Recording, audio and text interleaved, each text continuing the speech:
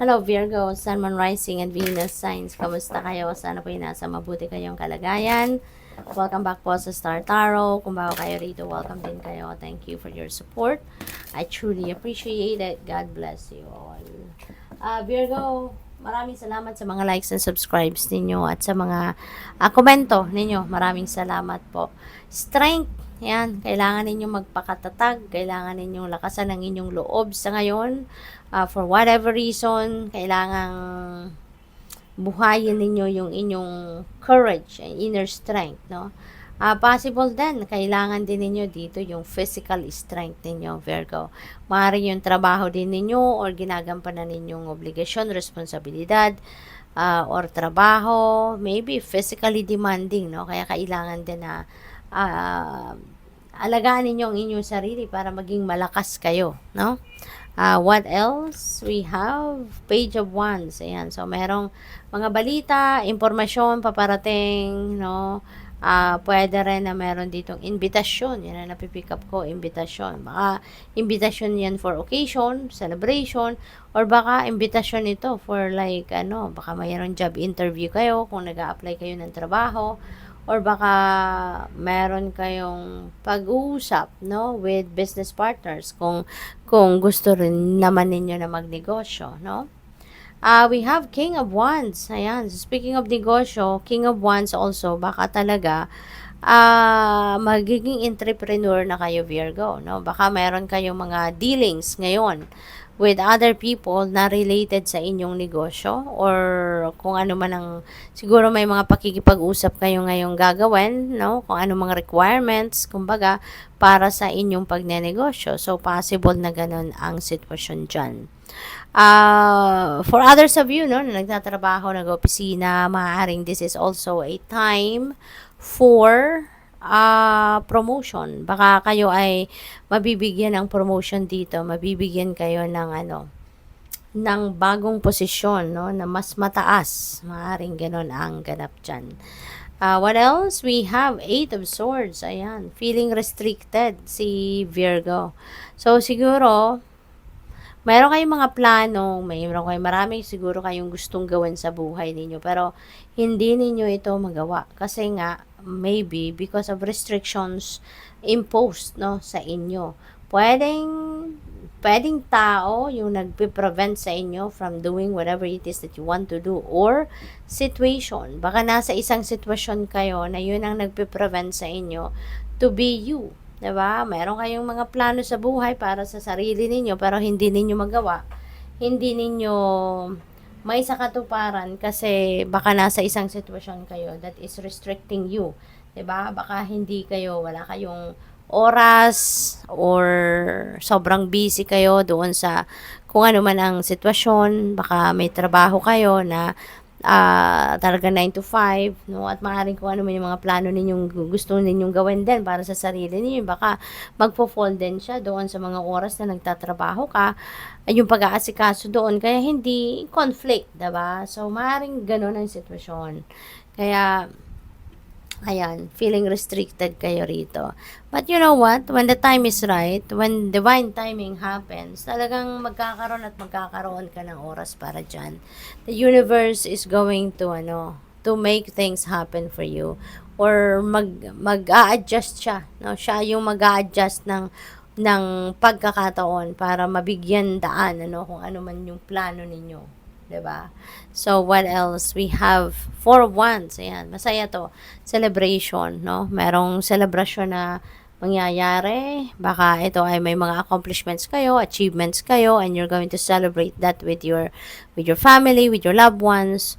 Or baka may travel, no? Parang may travel ang iba sa inyo rito. Baka kayo ay magta-travel along with your friends, no? Along with your family members, along with your mga kaopisina, kaibigan, mga ganon siguro, no? At magsasaya, magbabakasyon, pwedeng ganon. Pwede rin na meron ditong reunion, no? Baka merong mga party, reunion, family, kaibigan, ganon. Or baka merong mga kasalan, engagement, birthday parties, no? Siguro nadadaluhan kayo or i-host ninyo. Three of Swords, ayan. Sa taas niya si Eight of Wands. So, si Eight of Swords. So, siguro Virgo, nasasaktan kayo, no? Nasasaktan kayo sa ganitong sitwasyon. Kaya hindi siguro kayo, alam mo yun, hindi ninyo magawa yung mga bagay na gusto ninyong gawin para sa sarili ninyo. Because of these restrictions and maybe kayo, na nalulungkot kayo, nasasaktan kayo somehow sa inyong sitwasyon kasi hindi kayo malaya, no, nang gawin ang mga bagay na gusto rin ninyong gawin para sa sarili ninyo. Maring ganun ang sitwasyon dyan. Or, probably, baliktad ang sitwasyon. Maybe, hindi ninyo magawa ang gusto ninyong gawin. Kasi, maaring iniisip nyo pa rin, no, ang nangyaring ito sa inyo. 'Di ba? Baka, yung heartbreak na to, may be caused by someone you love, sa buhay ninyo, nasaktan kayo, nalokop na pagsinungalingan, siguro may perang involved din dito, 'di ba? Kaya malalim yung sugat na iniwan ng kung sino man taong ito. And maybe ito yung sitwasyon ninyo rito, ang dahilan kung bakit hindi ninyo magawa ang mga bagay na gusto ninyong gawin. Kasi maaaring kung sino man ang nakasakit ng inyong damdamin, sino man na nakaloko sa inyo rito, baka nandiyan pa rin sa paligid ninyo at ayaw ninyong nakikita kanya, ayaw mong nalalaman niya, 'di ba? Kung ano man ang mga gagawin mo. Kaya siguro 'yan ang dahilan, no? Kasi pwedeng pwedeng nandiyan lang 'yan sa tabi mo. 'Di ba? Malapit lang sa iyo. Kaya hindi kayo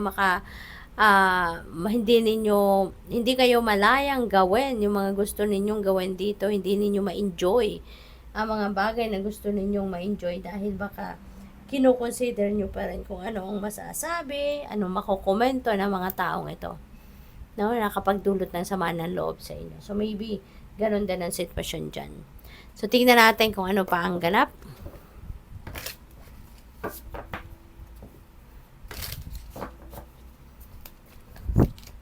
We have angel number 2323. Ayan. So, there's some truth you're resistant to accept over and over again until you're tired and restrained beyond depression. It takes a decision to live life for yourself. Life is all about passion. Then you make a change and the world around you follows. Ayan. So, siguro related pa rin ito dito sa dalawang ito. Virgo. No? So, siguro some things really are kung ano man ang sitwasyon na to sa buhay ninyo, parang malaki ang epekto sa buhay ninyo, pagdedesisyon ninyo, disposition ninyo sa buhay, ang nararamdaman ninyo, 'di ba? Maaring affected, no, or influence ng sitwasyon na to. Kaya pag-isipan ninyong mabuti kasi hindi pwedeng ma-restrict kayo ng mga bagay na to, no? 'Di ba? Kasi ano na lang ang mangyayari sa inyo, 'di ba? You will be stuck forever sa kung nasaan kayo, 'di ba? Kaya pag-isipan ninyo mabuti, magdilay-dilayan ninyo 'yan. Tignan ninyo ang inyong sitwasyon, i-re-evaluate ninyo, 'di ba? Ang mga pros and cons na kung ano mga nangyayari sa buhay ninyo sa ngayon, ano yung mga recent na desisyon na ginawa ninyo, okay? Pray for guidance, pray for enlightenment, kasi hindi ka naman papabayaan ni Lord, no, ni God. You will be guided kung ano ang dapat, kung saan kayo dapat, no? Kasi hindi pwede, no, na patakbuhin ng taong ito kung sino man to nakapagdulot ng sama ng loob sa inyo. Hindi pwedeng siya pa rin, no, yung nag-i-impluwensya sa inyo sa ngayon. Even if hindi na siguro parte siya ng buhay mo sa ngayon, pero tao lang tayo, hindi maiiwasan na talagang maaring apektado ka pa rin na kung ano man ang ginawa niya sa iyo, 'di ba? 999 release. Ayan. So, maybe, ito na, kailangan na ninyong i-let go ang taong ito. I-let go nyo yung restrictions na yan. Diba? Para makausad na kayo sa buhay, maka-move on na kayo sa buhay. And you can start living a life. Diba? On your own. So, sabi dito, balance, no? Kailangan ninyong ibalik ang balance sa buhay ninyo. Finances, success, wealth. So, maybe may mga magagandang kaganapan dadating sa buhay ninyo, lalo na pagdating sa pera. Your current circumstances are ending. Ayan. So, you might take advantage of better ones. Wow. So, sana. No, sana ito yon. Kung ano man itong mga restrictions na yan, ano man ang mga problema na yan, sana nga ito na yung magtatapos.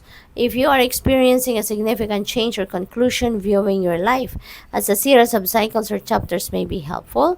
How can you make room for something new to emerge? Ayan. So, kailangan ninyong mag-let go. Kailangan ninyong mag-release. At maaring ito, no, yung sitwasyon na to ang kailangan na ninyong i-release. Okay? Good luck sa'yo. Thank you for watching Love and Light. Namaste.